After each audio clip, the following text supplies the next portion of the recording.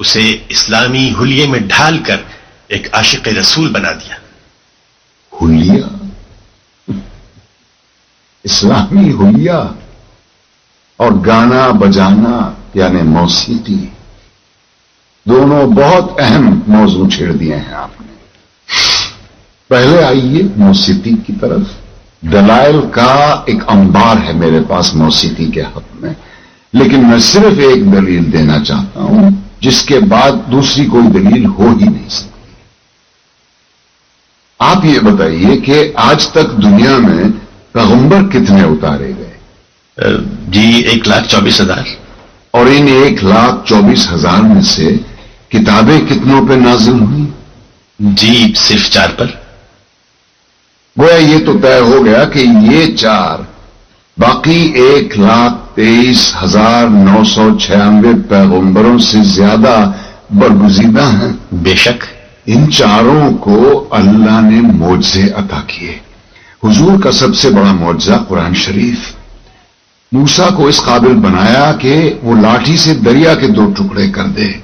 عیسیٰ کو یہ طاقت دی کہ وہ مردے کو دوبارہ زندہ کر دے. اور داؤد کو کیا دیا؟ موسیقی. ایسی سریلی آواز اور راگوں اور سازوں پر اتنا عبور کہ سر لگائیں تو پہاڑ ساتھ گانے لگے. دنیا جہان کے پرندے مدہوش ہو کے آواز کی جانب کھچے چلے آئیں. زبور اٹھا کے دیکھیے، یہ تک لکھا ہے کہ کن راگوں سے اور کن سازوں پہ گا کے حضرت داؤد الصلوۃ والسلام نے خدا کی حمد و ثنا کی. کیا یہ ممکن ہے کہ خداوند کریم اپنی تعریف سننے کے لیے ایک حرام چیز کا انتخاب کرے اور اپنے ایک برگزیدہ پیغمبر کو حرام چیز معجزے میں دے؟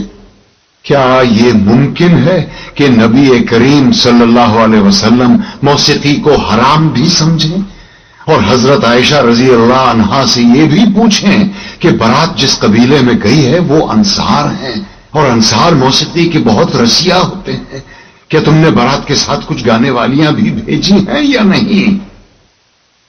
کیا یہ ممکن ہے کہ وہ موسیقی کو حرام بھی سمجھیں اور ابو موسیٰ اشعری کی قرت سے خوش ہو کر اس سے یہ بھی کہیں کہ لگتا ہے تمہارے گلے میں تو داؤد کا ساز رکھ دیا گیا ہو؟ بڑے معترضہ جملے ہیں. حضرت ابو موسیٰ اشعری کی قرات کا ذکر ہے، لیکن وہاں بالکل ساز کا لفظ نہیں تھا، سوز کا تھا، جسے ساز کا دیا گیا. یہ جو انہوں نے کہا یہ شان رسالت پر ایک بہت بڑا حملہ ہے. حقیقت یہ ہے کہ داؤد علیہ السلام کے متعلق یہ کہنا، بڑے برگزیدہ پیغمبر ہیں، رسول ہیں، صاحب کتاب ہیں، ان کے متعلق یہ کہنا کہ ان کو موسیقی کا معجزہ دیا گیا، یہ بالکل غلط ہے، 100% غلط ہے. ہاں وہ باقی جو دوسرا جو ہے کہ حضور صلی اللہ علیہ وسلم کو قرآن بطور معجزہ دیا، بالکل ٹھیک ہے. حضرت موسیٰ علیہ السلام کو اللہ تبارک و تعالیٰ نے یعنی دریا کو 2 ٹکڑے، جب آسا مارتے تو دریا 2 حصوں کے اندر تقسیم ہو گیا، یہ بھی صحیح ہے. اور حضرت عیسیٰ علیہ السلام کو مردہ زندہ کرنے کا معجزہ عطا کیا. لیکن حضرت داؤد علیہ السلام کو موسیقی نہیں بلکہ ان کو ایک اچھی آواز عطا فرمائی گئی، خوش الحانی عطا فرمائی گئی. اور اس پر حضور سرور کائنات صلی اللہ علیہ وسلم کی حدیث سنیں. حضور سرور کائنات صلی اللہ علیہ وآلہ وسلم نے ارشاد فرمایا ما بعث اللہ نبیا الا حسن الوجہ حسن الصوت، کہ کوئی نبی ایسا نہیں گزرا کہ جو خوبصورت شکل والا اور خوبصورت آواز والا نہ ہو، لیکن انا نبیکم احسنہم وجہا واحسنہم صوتا، کہ میرے صحابہ تمہارا نبی جو ہے وہ تو سب سے زیادہ خوبصورت چہرے والا اور سب سے زیادہ اچھی آواز والا ہے. بے شک. تو اب آپ اندازہ کریں کہ ہر نبی جناب اچھی آواز والا تھا، اور وہاں ساز کا ذکر نہیں تھا، سوز کا ہے. مطلب کہ ان کی آواز میں اتنا سوز تھا کہ انا سخرنا مع داؤد الجبال یسبحن والطیر. اللہ تبارک و تعالیٰ فرماتا ہے کہ ہم نے ان کی آواز میں اتنا یعنی سوز رکھا تھا کہ جب وہ اپنے لہنے داؤدی سے جب وہ تسبیح پڑھتے تھے، اتنی شاندار آواز تھی تو پرندے اور پہاڑ بھی جھوم جاتے تھے اور وہ اللہ تبارک و تعالیٰ کی تسبیح پڑھنا شروع کر دیتے تھے. لیکن جہاں تک موسیقی کہنا کہ ان کو موسیقی کا معجزہ دیا گیا، راگ ساز، یہ راگ ساز اور یہ کہنا یہ بہت بڑا حملہ ہے. ان کو چاہیے یہ جو اداکار صاحب ہیں ان کو توبہ کریں ان کو توبہ کرنی چاہیے اللہ کی بارگاہ میں. یہ شان نبوت پہ حملہ ہے, اور جو نبی کی شان میں اشارتاً یہ کنایتاً اگر کوئی جملہ گستاخی اور بے ادبی کا بول دے تو وہ دار اسلام سے خارج ہو. اچھا, ویسے ایک بڑی عجیب سی بات ہے علامہ صاحب, میں کبھی کبھی سوچتا ہوں, یہ تو خیر فلم کی معاملات ہیں, کبھی میں نے ابھی کسی پروگرام میں کہہ دیا کہ نبی کریم صلی اللہ علیہ وسلم کے پسینے میں خوشبو تھی, یا میں نے کہہ دیا کہ اگر آپ جب کلام کرتے تو پتھر بھی بول پڑتے, تو لوگوں کی تنقید یہ آتی, کیا بات کر رہے ہیں آپ ان کو ہیومن بنا کے رکھیں, یہ کیسے ہو سکتا ہے کہ کسی کے پسینے میں خوشبو ہو یا وہ کلام کرے تو پتھر بول پڑے. لیکن جہاں اپنی بات ثابت کرنی ہو اور موسیقی کو درست کرنا ہو تو کہا جب وہ گاتے تھے تو پہاڑ بھی گانے لگا تھا. تو یہ بڑی اچھی بات ہے بھائی, جہاں آپ کا معاملہ ہے وہاں پہاڑ گاتے, اور جہاں رسول کے پسینے کی بات کریں یا ان کے ہاتھ میں کنکریاں بول پڑیں, یہ بڑا کمال ہے, یہ موجود ہے. اور باقی رہا موسیقی کے صاحب یہ کہنا کہ جی میں بھی دیکھتا رہتا ہوں, سنتا رہتا ہوں, ٹی وی پر کچھ لوگ آتے ہیں پروگرام کرتے ہیں.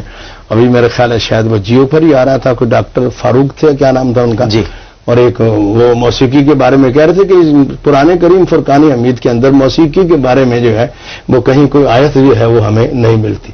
جیسا کہ میں نے اس سے پہلے عرض کیا کہ ہے سب کچھ لیکن غوطہ زن چاہیے. اچھا, اس میں جو حضرت عائشہ ام المؤمنین سیدہ عائشہ رضی اللہ تعالی عنہا ان کا ذکر جو کیا گیا ہے, وہاں پر بھی جو میں نے پڑھا ہے اس میں ڈھول کا ذکر ہے, لیکن موسیقی اور گانے کا ذکر تو حدیث میں کہیں نہیں تھا. بالکل. اور پھر وہ یہ بھی آپ دیکھیں کہ جو لوگ اس کو جو انہوں نے ابھی دلیل پیش کی ہے کہ حضرت عائشہ نے اپنی خادمہ کی شادی جو ہے وہ تو انہوں نے پوری حدیث تو بیان کی ہے. بخاری میں جو آتا ہے وہ ایسے آتا ہے, خادمہ کی شادی جب اپنے انصار میں کی تو حضور صلی اللہ علیہ وسلم نے فرمایا کہ کچھ گانے والی عورتیں بھیجیے, تو فرمایا نہیں, تو فرمایا بھیجنا چاہیے تھا. تو حضور صلی اللہ علیہ وسلم نے جو فرمایا بھیجنا چاہیے تھا, لیکن دیکھنا یہ ہے کہ وہ کون سا گیت یعنی کون سا گانا. وہ گانے والی کوئی بری بات تو نہیں, تو عورتیں آپس میں بیٹھ کے گا رہی ہیں, لیکن گانا بھی تو آپ دیکھیں کہ وہ کون سا. لیکن آج کل جو عورتیں گانا گاتی ہیں ان کو آپ دیکھ لیں, اور جو گیت انصار کی عورتوں کے بارے میں جو حضور نے فرمایا کہ گیت گانے والی عورتیں بھیجتی وہ کیا تھا, حضور نے فرمایا کہ ان کو بھیجتی گانے والیوں کو, گیت والیوں کو, اور وہ یہ گاتی عطا ناکم عطئی ناکم فہیا آنا وہیا کم, ہم آئے ہیں تمہارے پاس, ہم آئی ہے تمہارے پاس, تم پر سلام ہو ہم پر سلام ہو. اب آپ غور کریں کتنا اچھا. اچھا, یہاں پر قرآن کو بھی قرات کو گانا سمجھا گیا ہے کہ جیسے قرات جو ہے وہ گانا ہے, موسیقی ہے, تو کچھ گانے اور قرات ہے. یہ تو ظاہر ہے کہ گانا بلکہ علامات قیامت میں کہ لوگ گا گا کے قرآن پڑھتے ہیں. میں ابھی بتاتا ہوں آپ کو, مطلب یہ ہے کہ یہ تو بہت بری بات ہے کہ یعنی اس کو قیاس کر لینا جناب اعلیٰ گانے پر. یہ کوئی اچھی آواز ہے تو حضور نے فرمایا سید القرآن بأحسن اصواتکم, کہ قرآن کریم فرقان حمید کو اچھی آواز کے ساتھ پڑھو. ڈاکٹر صاحب سارے سوالات آپ کی طرف. میں یہ عرض کروں گا کہ قرآن کریم نے حضرت داؤد علیہ الصلوۃ والسلام کے تعلق سے جو باتیں بیان فرمائی ہیں ان میں سے ایک مقام تو یہ ہے کہ انا سخرنا الجبال معه يسبحن بالعشي والاشراق والطير محشورا كل له اواب. اس میں یہ بتایا گیا ہے کہ اللہ تعالیٰ نے پہاڑوں کو مسخر کر دیا ہے. لیکن تسخیر کا ذکر ہے, پہاڑوں کی تسخیر کا ذکر ہے, ہم نے اس کو مسخر کر دیا ہے. انا سخرنا الجبال معه يسبحن بالعشي والاشراق, یہ کس کے ساتھ, حضرت داؤد کے ساتھ مسخر کیا گیا ہے. اور اسی طریقے سے وہ جو پرندے ہیں وہ جمع کر دیے گئے. کل لہو اواب, یہ سارے کے سارے اس کی جانب اپنے ارادے سے رجوع کرنے والے تھے, اس کی طرف لوٹ کر آنے والے تھے. کل لہو میں لہو ضمیر حضرت ہو کی حضرت داؤد کی طرف اگر لوٹے گی تو اس کا معنی یہ بنے گا. لیکن میں یہاں ایک بات عرض کرنا چاہتا ہوں, دیکھیں اس کا مادہ ہے اوبن, الف واو بے اوب. رجوع اور اوب معنی ایک ہیں, رجوع واپسی, اوب واپسی, لیکن دونوں میں فرق ہے. ہمارے علماء بیان کرتے ہیں, امام راغبی اصفہانی نے بیان کیا, وہ کہتے ہیں رجوع جو ہے وہ کسی ارادے اور بغیر کسی ارادے